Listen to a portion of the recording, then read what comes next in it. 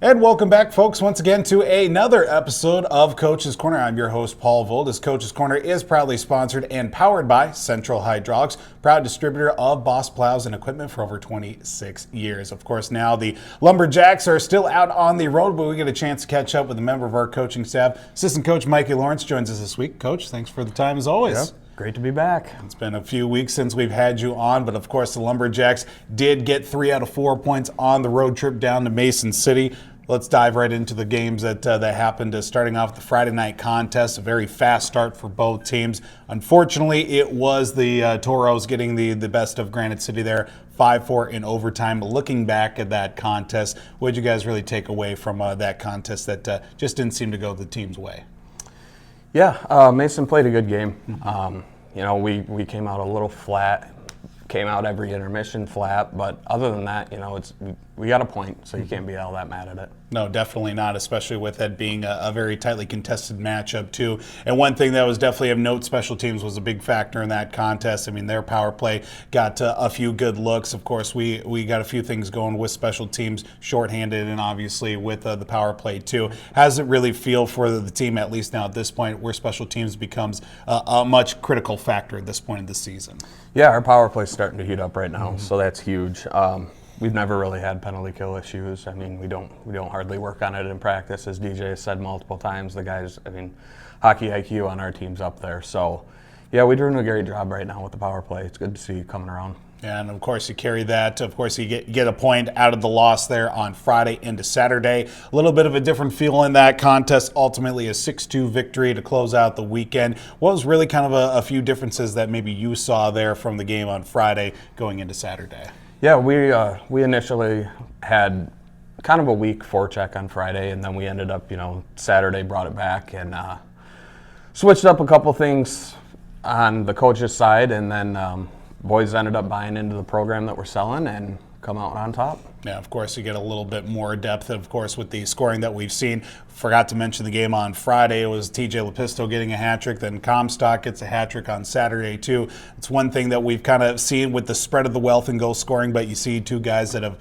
stepped up here as of late to really put themselves forward there in the goal scoring department, too. Yeah, Lepisto and Comer, they're age-out guys this year, so they've been around the block. They know what's expected of them, and it's good to see them stepping up right now at the time we need them most. Yeah, of course, now with getting 3 out of 4 points out of the weekend, with that being said, you clinch a playoff spot going into the, of course, the Fraser Cup playoffs, West Division 2. I'm sure that's just the first step of many here for this team, but of course, you get the first one out of the way by clinching that playoff spot. Yeah, it's phase one, we talk about it all the time, that we got to take things in stride and always try and build for what we're coming up onto next. So getting the clinch is huge for us. Yeah, now you get a week here with practice coming up. Now you've got 2 more road games. Friday going to be at the Minnesota Moose. Not a friendly place it has been for Granite City this season. Then you head to Wilmer on Saturday too. What do you see here? A few things the team's got to look at to maybe tighten up, if not just continue to build off of with practice this week.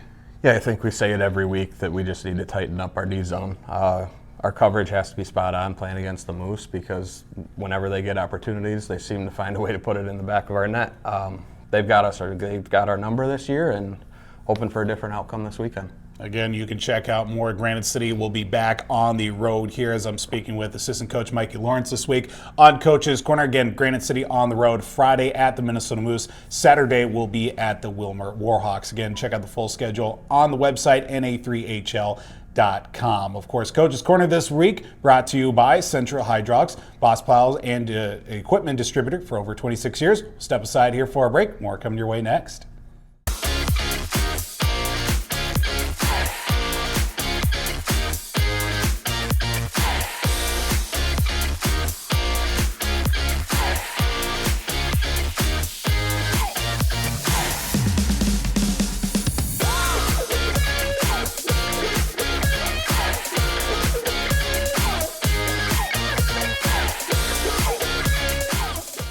Welcome back to Coach's Corner this week. Proud distributor, of course, our sponsor that is for Coach's Corner, brought to you by, of course, Central Hydraulics, proud distributor of Boss plows and equipment for over 26 years. I'm your host, Paul Vold. We got 2 players here this week. After the Lumberjacks took 3 out of 4 points over the weekend, we got number 25, Ty Smith, and number 5, Mason Wright, joins us here this week. Gentlemen, thanks so much for joining us. Thanks for having us. Yeah, of course, a great weekend that was. Of course, take 3 out of 4 there in points, that is, against Mason City. Before we get to the weekend that was, let's get a chance here for some of our new players that we get an opportunity to talk to, just to introduce themselves. Ty, why don't you start off? Where are you from, and how long you been playing hockey? Yeah, I'm Ty Smith. I'm from Victoria, Minnesota. I've been playing hockey since I was around 3 years old. And Ray, how about you? I'm from Grand Forks, North Dakota, and I've been playing hockey since I was about 4 years old. And one thing we like to also talk about, the journey to get here to Granite City. Ray, why come to Granite City? Before this, I was in Portage, and then I was in Colorado, and then DJ called me when I went home, and I decided to come. All right. And Ty, why'd you end up here with Granite City? I ended up here just trying to find a spot to go that has some better hockey than where I was, and just thought it was a good fit. Came to a playoff game, thought it was a great atmosphere. So. Now, we started off this past weekend, of course, with a 5-4 overtime loss. Ray, I want to talk about that matchup, of course, the game on Friday. Overall, with the team play, what did you really see there? At least, it was a back-and-forth kind of start there throughout the game. What ultimately, did you see there that just wasn't the Lumberjacks' favor in that game on Friday against Mason City? I think we just had a slow first period. I think we didn't have our legs under us right away coming off the bus, and we just couldn't bury. We had 60 shots and couldn't get a couple past them, so. Yeah, and of course you take that to get a point out of the deal, but then ultimately Saturday, 6-2 victory. Ty, looking back at that game as a whole, what did you really see there as kind of a big difference and kind of rebounding with that win on Saturday? I thought we cleaned up all 3 zones. We had a stronger forecheck, laid some more bodies, and just found a way past their goalie. And, of course, you get 3 out of 4 points on the weekend. In the process of getting that win, guys also clinch a playoff spot with that. I'm sure that had to feel nice to check that off the list here to start off, of course, with another weekend coming up. Yeah, it was very nice. Yeah, of course. And with that being said, another weekend back out on the road here. Get a full week of practice. Of course, you got the Moose on Friday. Saturday, you hit the road as well to take on Wilmer Warhawks. A couple of tough matchups. Playing down at Fogarty against the Moose hasn't been exactly a great place for Granite City. What do you see here as some things to look at here for the week, at least from the Ford's perspective, tied to address in practice? I think we just got to play with more speed, enter the zone, take advantage of our odd man rushes, back check hard, just have a good D zone for forwards, man up, don't lose your guy, and also we got to find a way past this Moose goalie. Ray, what do you see here as a couple things that to look forward to, at least to address maybe in practice with a couple of more tough games this weekend? I think we just need to have our feet moving in the next 3 days, whatever it is. Just kind of get in that mindset now, kind of forgetting about what happened last weekend. And it's just a new week, so. And we got Mason Ray and Ty Smith joining us here this week on Coach's Corner. Hard stuff's out of the way. We can loosen up a little bit. Let's get to some rapid-fire questions. You guys ready? Yeah. All right. We'll learn a little bit about you guys here to start off. What's kind of the pregame routine? Does it start right away for you in the morning, or does it get started right before the rink? What gets you ready for game day, Ray? Usually like to eat around noon. I feel like a 7 o'clock game just to get it through my body and get it digested, and then I'll have something small before the game. So it kind of just starts right when I wake up. All right. Ty, what about the pregame routine for you? What gets you going there? Depending if it's a home or away game. An away game, I usually get up and go eat around 11. Home games a little later, like noon to 1. Go home, take a nap, and then get ready, take a shower, get ready for the games. Okay, and you guys both mentioned getting a little something beforehand. What's the pregame go-to meal for you? I go to Noodles and Company, and I get buffalo mac and cheese with no green onions. Oh, I like that. Ray, what's the pregame meal for you? Usually just I go to Fuji and then get chicken and rice or steak and rice, one of the two. I like that. All right. Would you guys prefer the red or the white sweaters here with Granite City? I like the all whites with the white breezers. So I like that. That's the first time we've heard somebody speaks positively about the all-white ensemble this year. I also like the all whites, but I do like the red jerseys more though. Definitely, definitely. Favorite away rink that you guys have played at here with Granite City? I like Mason City for sure. Yeah, definitely. What's your favorite away rink for you? Yeah, Mason City, just a cool rink. It's super nice. So Absolutely. What's maybe a hidden talent that maybe your teammates don't know about? I got no clue. Can you juggle? Can you recite the alphabet backwards? Speak nothing? No. All right, that's perfectly fine. I'm good at pickleball. So Good at pickleball. All right. How about you, Ty? I don't know. I guess I'm good at golf. I guess. All right. It's really- All right. There's nothing wrong with that. What's the oldest piece of gear that you have in your bag, and how old is it? I get new gear a lot, so I'd say shoulder pads probably like 3 years old. Okay.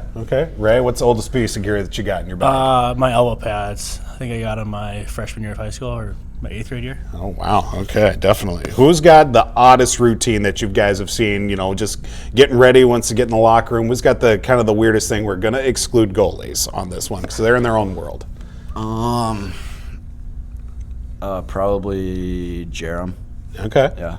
Been a popular choice there with oddest routine this year. Yeah, 100% gear. He's just an odd human in general. So All right, here's one for you guys. Who's got the best and worst tape job on the team that just gives you a lot of question marks? Who's got the best and worst?